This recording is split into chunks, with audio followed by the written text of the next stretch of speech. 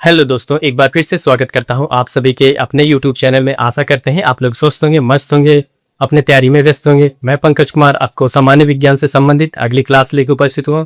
आज के क्लास में हम बात करेंगे कि प्रतिबल किसे कहते हैं, क्या प्रतिबल या स्ट्रेस किसे कहते हैं, इसकी परिभाषा जानेंगे। साथ ही साथ इसका मात्रक क्या होता है इसको भी जानने का प्रयास करेंगे। और प्रतिबल कितने प्रकार से होता है, कितने प्रकार से इसको वर्गीकृत किया जा सकता है, ऐसे महत्वपूर्ण बिंदुओं के साथ आज के सेशन में हम लोग उपस्थित हुए हैं।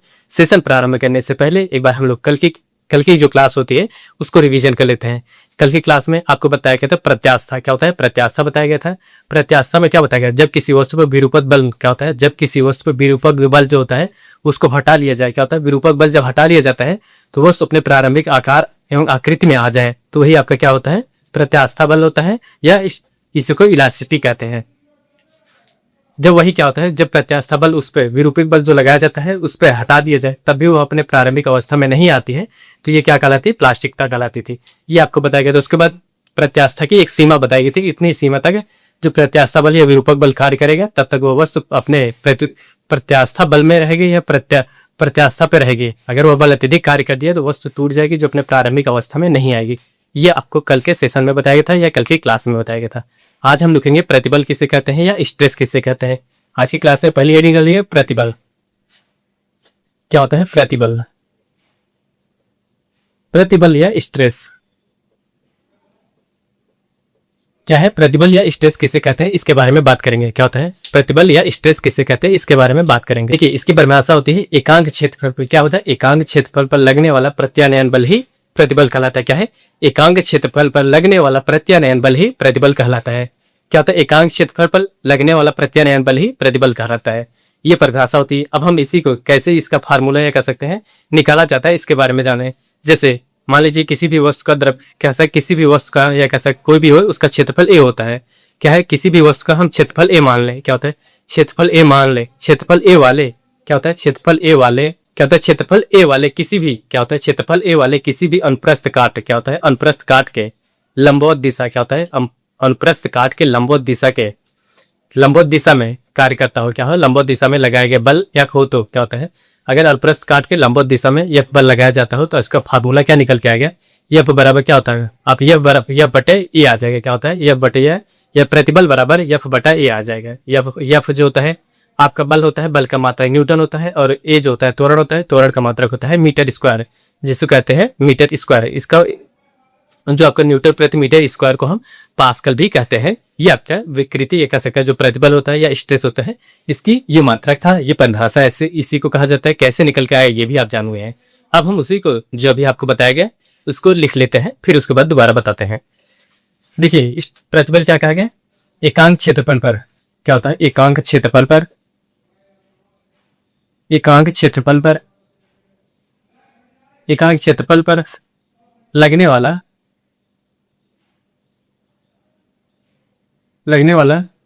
प्रत्यारूप बल क्या होता है, एकांक क्षेत्रफल पर, एकांक क्षेत्रफल पर लगने वाला प्रत्यानयन बल क्या होता है, प्रत्यानयन बल।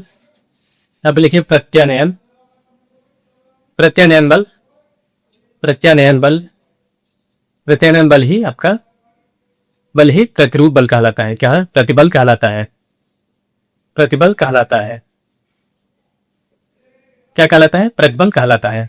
और भाषा क्या होता है, एकांक क्षेत्रफल, जैसे कोई भी वस्तु होती है, जैसे मान लीजिए कोई वस्तु इसका एकांक क्षेत्रफल पर कहीं भी एकांक क्षेत्रफल पर इसका बल कार्य करेगा। क्या होता है, एकांक क्षेत्रफल पर इसका बल कार्य करेगा। बल जब कार्य करेगा तो यही जब एकांक क्षेत्रफल पर बल कार्य कर रहा है तो यही आपका प्रतिबल कहलाता है। मतलब इस पिंड को यहीं पे इसका बल लग रहा है। प्रति मतलब वस्तु, बल लग रहा है। क्या है, इस वस्तु पे किसी एक स्थान पे ही बल लग रहा है। क्या है, इसका सीधा मतलब होता है किसी वस्तु पे एक स्थान पे बल लगना, प्रतिबल। यहां पे लिख लीजिए, या वस्तु के किसी एक बिंदु पर, किसी एक बिंदु पर बल कार्य करता है, बल कार्य करता है। प्रतिबल क्या होता है, वस्तु का जो होता है कोई भी वस्तु होता है उसके एक ही क्षेत्र पे या एक ही बिंदु पर बल कार्य करता है, उसी को हम प्रतिबल कहते हैं। अब इसी के साथ अभी आपको जो बताया गया था फार्मूला कैसे निकल के आ गया। देखिए इसकी परिभाषा निकल के क्या आए थे, इसकी परिभाषा निकल के आए थे या कह सकते इसका जो मात्रक था कैसे निकल के आया था। देखिए परिभाषा या मात्रक निकल के आया था, ये पिंड का क्षेत्रफल ये हो, यहाँ पे लिखिएगा यदि पिंड का क्षेत्रफल बताया गया था, यदि पिंड का क्षेत्रफल क्या हो, पिंड का क्षेत्रफल ए, क्षेत्रफल ए मतलब ए हो क्या होता है, अगर पिंड का क्षेत्रफल ए हो क्या होता है, यहाँ पे लिखिए ऐसे सीधा लिखिएगा, यदि पिंड का क्षेत्रफल ए वाले क्या होता है, ए वाले क्या होता है, अगर पिंड का क्षेत्रफल ए वाले किसी अनुप्रस्थ काट क्या होता है, किसी अनुप्रस्थ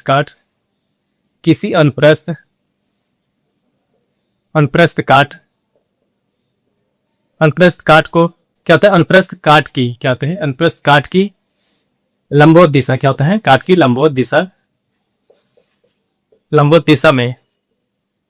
दिशा में लगाया गया बल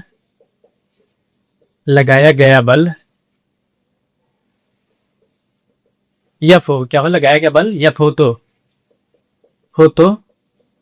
प्रतिबल बराबर क्या होगा, प्रतिबल बराबर हो जाएगा, प्रतिबल बराबर हो जाता है, यहां से लिखिए, देखिए प्रतिबल क्या होगा आपका कह रहे हैं, यहाँ पे देखिए जो यफ बल हो रहा है, यफ जो होता है ये होता है प्रतिबल होता है, अब यहाँ पे लिखिएगा प्रतिबल बराबर होता है यफ बटा ए, ये क्या है, ये क्या आपका क्षेत्रफल होगा, किसी भी जैसे कोई भी वस्तु होगा उसका अनुप्रस्थ काट होगा, ए से ही काटेंगे ना, जैसे होगा यहाँ पे ये काटेंगे तो यही आपका क्या होता है, ये आपके जो होता है ये वस्तु का अनुप्रस्थ काट होता है, यहाँ पे यक हो गया, यक का जो होता है यक होता है बल बटा क्षेत्रफल, इसको कह सकते हैं बल बटा क्षेत्रफल। अब इसका मात्रा निकालेंगे, बल का मात्रा क्या होता है, न्यूटन होता है, और क्षेत्रफल का होता है मीटर स्क्वायर, क्या होता है मीटर स्क्वायर, इसको क्या लिख सकते हैं, इसको लिख सकते हैं आप पास्कल,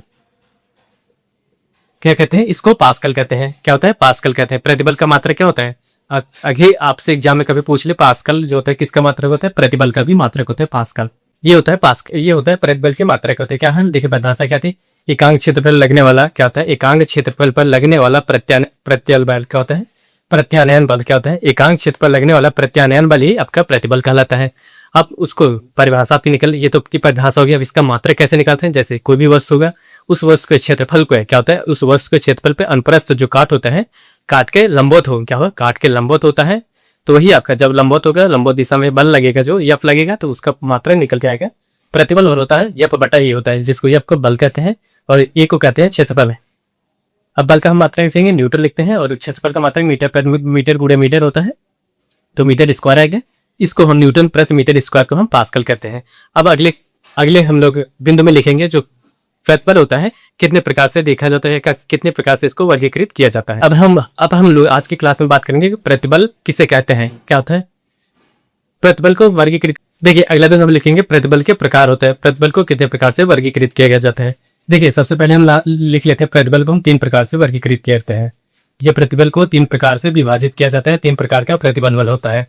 पहला प्रतिबल की बात की जाती है, ये होता है अनुदैर्ध्य प्रतिबल, क्या होता है अनुदैर्ध्य प्रतिबल, यहाँ पे लिखेगा अनुदैर्ध्य प्रतिबल, अनुदैर्ध्य प्रतिबल क्या होता है, इसको अनुदैर्ध्य प्रतिबल कहा जाता है। पहले बार जो होता है प्रतिबल को हम 3 भागों में विभाजित करें, अनुदैर्ध्य प्रतिबल, और दूसरा को देखते हैं अस्पर्शी, क्या होता है अस्पर्शी, क्या होता है अस्पर्शी, या इसको कहें अपरूपण प्रतिबल, क्या होता है अपरूपण प्रतिबल, क्या होता है स्पर्शी कह दीजिए, या अपरूपण प्रतिबल जो होता है इसी को कहा जाता है। और अगला होता है जलीय प्रतिबल, क्या होता है जलीय प्रतिबल, जलीय प्रतिबल क्या होता है जलीय प्रतिबल। अब हम जान लेते हैं, ये तो है जो अपरूपण कह सकते हैं, जो प्रतिबल होता है प्रतिबल को 3 रूपों में विभाजित किया जाता है। पहला अनुदैर्ध्य प्रतिबल कहा जाता है, दूसरे को स्पर्शी कह सकते हैं, स्पर्शी या अपरूपण प्रतिबल कहा जाता है, तीसरे को जलीय प्रतिबल कहते हैं।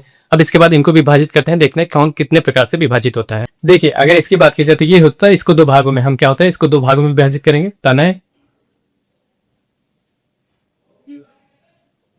ये होता है तनन एवं संपीड़न, क्या होता है तनन और उसके बाद संपीड़न, ये इसके 2 भाग होते हैं। अब हम इसे जो पहला ही भाग होता है अनुदैर्ध्य प्रतिबल को हम फिर विभाजित करते हैं, अनुदैर्ध्य प्रतिबल को 2 भागों में, तनन होता है और संपीड़न होता है। उसके बाद अब इसके बारे में जानते हैं, क्या होता है तनन में होता है इसमें लंबाई वृद्धि होती है, क्या होता है लंबाई में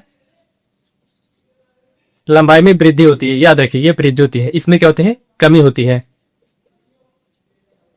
क्या होता है इसमें लंबाई में कमी आएगी, एक तरफ लंबाई में वृद्धि होती है, दूसरी तरफ लंबाई में कमी आती है। इसी को कहा जाता है, जब देखिए इसी को कह रहे हैं अनुदैर्ध्य विकृति, अनुदैर्ध्य विकृति क्या होता है, इसी को अनुदैर्ध्य विकृति कहते हैं। अब हम लोग यहाँ पे जाएंगे स्पर्शी या अपरूपण बल किसे कहते हैं, इसके कितने भागों में विभाजित किया जाएगा। देखिए इसमें क्या होता है, अपरूपण विकृति कह देते हैं। इसमें केवल यही एक ही रूप में आ गया, जो प्रत्युपण बल होता है या अपरूपण बल होता है इसको हम अपरूपण विकृति में लिखेंगे। अब हम जलीय जो प्रतिबल होता है, जलीय प्रतिबल को कितने भागों में विभाजित करेंगे। जलीय प्रतिबल को केवल एक भागों में आयतन विकृति, क्या होता है इसमें आयतन विकृति होती है। देखिए अब इसके बारे में हल्का सा जान लेते हैं। देखिए इसके बारे में जो होता है, अनुदैर्ध्य विकृति जो होती है, अनुदैर्ध्य विकृति में दो तरीके से ये विभाजित होता है। एक तनन होता है, दूसरा संपीडन होता है। तनन का मतलब होता है तानने पे और संपीडन का मतलब होता है सिकोड़ने पे। क्या होता है, तनन का मतलब होता है तानना, मतलब कोई भी वस्तु को तानेंगे तो क्या आगे, जब तानेंगे या कह सकते हैं खींचाव करेंगे या खींचेंगे तो उसकी लंबाई में वृद्धि होगी। क्या होता है, लंबाई में वृद्धि होती है, तो वहां पे भी देखेंगे तो होता है लंबाई में वृद्धि। और संपीडन का मतलब कहते हैं, संपीडन का मतलब उसको सिकुड़ना या पिचकना कहते हैं। संपीडन का मतलब होता है सिकुड़ना या पिचकना। तो वही कह रहे हैं, जब कोई वस्तु हो गई सिकुड़ेगी या पिचकेगी तो उसकी आकृति में परिवर्तन होगा, या कह सकते हैं पहले जो बड़ी दिखती थी वो छोटी होगी, मतलब उसकी लंबाई में वृद्धि होगी या लंबाई में कमी होगी। सॉरी, क्या होता है, उसकी लंबाई में कमी होगी तो वो संपीडन कहलाता है। इसी को हम क्या कहते हैं, अनुदैर्ध्य विकृति होती है। क्या होता है, विकृति का मतलब रूप में परिवर्तन हो जाता है, यही होता है, रूप में परिवर्तन होता है। अब इसके बाद जो स्पर्शी प्रतिरूपण यह होता है अपरूपण में, कहता है जो उसका अपरूपण होता है, अपरूप होता है, वो भी विकृत हो जाती है, परिवर्तन हो जाता है। जलीय प्रतिबल का क्या होता है, जलीय जो होता है, हम मान लीजिए कोई भी जल है, उसको अगर किसी भी वस्तु में रख देंगे, जो आयतन होगा वो उस आयतन को वो घेर लेगा। क्या होता है, आयतन को जब घेर लेगा तो जाहिर सी बात है जो पहले वस्तु का आयतन दूसरा कुछ रहा होगा, जैसे किसी दूसरे पात्र में रखेंगे तो उसका आयतन दूसरा हो जाएगा। जल की ये गुण होता है, ये परिवर्तन हो गया, जल का कह सकते हैं आयतन में विकृति हो गई। आज के लिए बस इतना ही। हम लोग कल की क्लास में बात करेंगे जो विकृति होती है, क्या होता है विकृति, या कह सकते हैं इससे स्ट्रेन, क्या होता है विकृति किसे कहते हैं, और हुक जो होता है, हुक का नियम क्या होता है, हुक का नियम के बारे में जानेंगे। आज के सेशन में बस इतना ही, मिलते हैं नेक्स्ट वीडियो में, तब तक के लिए धन्यवाद, बाय बाय।